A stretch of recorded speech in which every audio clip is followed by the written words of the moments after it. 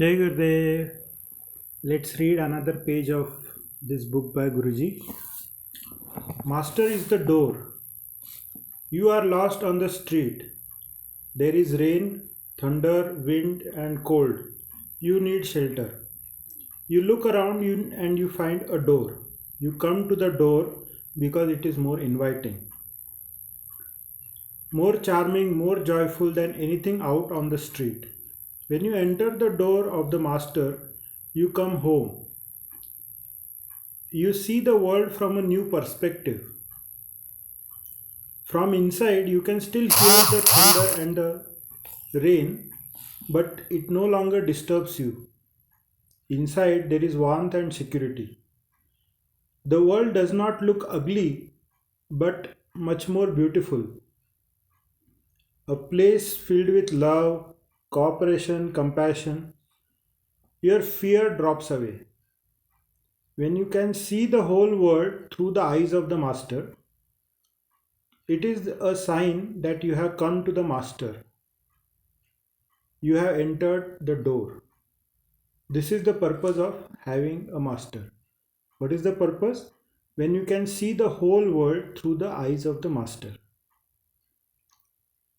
If you are still seeing the world as before, then you have not yet come to the master. You are still standing out in the street, cold and wet.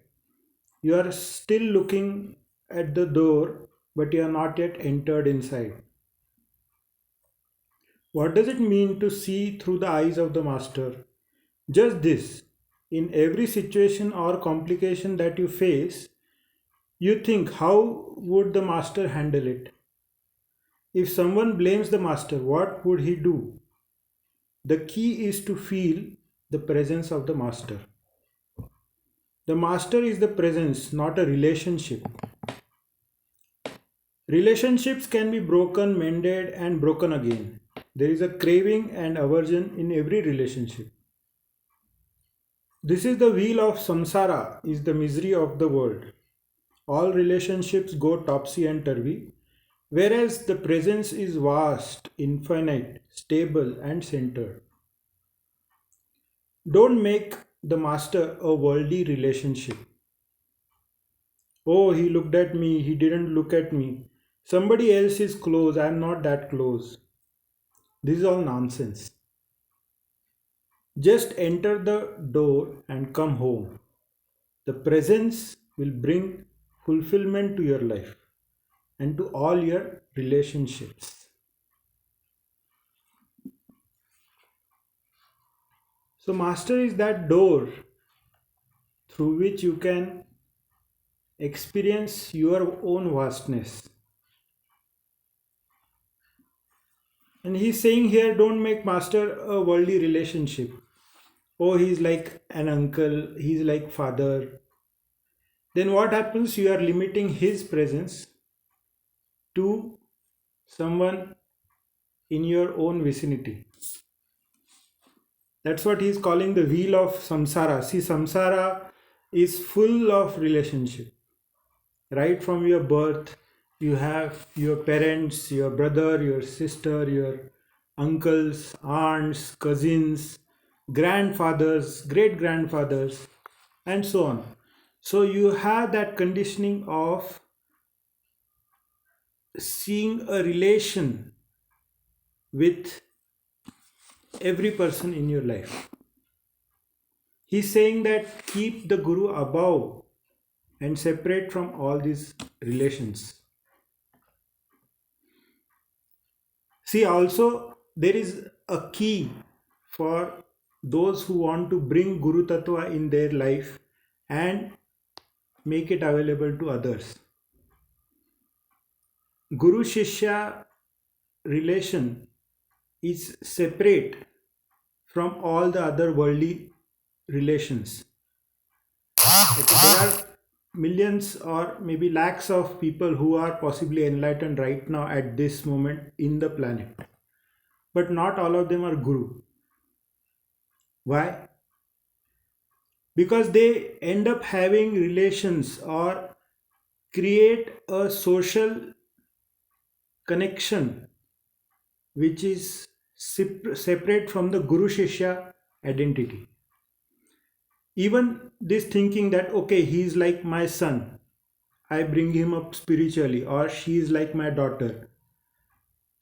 It is okay to have that kind of a presentation, but if you think and if you make that relationship, then you are still being in the samsara. You are degrading or devaluating the Guru Shishya relation or interaction. Then what happens if you take somebody as your son or daughter? Then you may not be fair to others. You will be more giving to that one person. So if you want to be a guru to somebody, maintain that separateness for that benefit of that very person, so that that person can grow in the path. Let's read another knowledge sheet which is related to the guru. Is the guru satisfied or unsatisfied? A disciple's job is to satisfy the guru. But how can you satisfy someone who is already satisfied? If the guru is unsatisfied, he is away from the self and cannot be a guru. If the guru is satisfied, then how can he inspire you to grow? If the guru is satisfied, he cannot be a guru. Can you solve the puzzle? If you don't engage in satisfying the guru, then you will be caught up in your own web of likes and dislikes. In trying to satisfy your desires and ego, you will become miserable.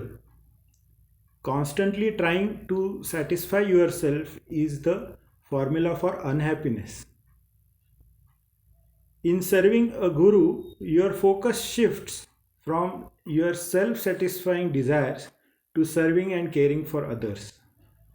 This forces the path for your own inner growth.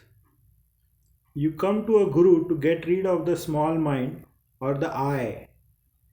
If the disciple's mind is solely focused on fulfilling his or her desires, then there is no role for the guru and no end to the misery.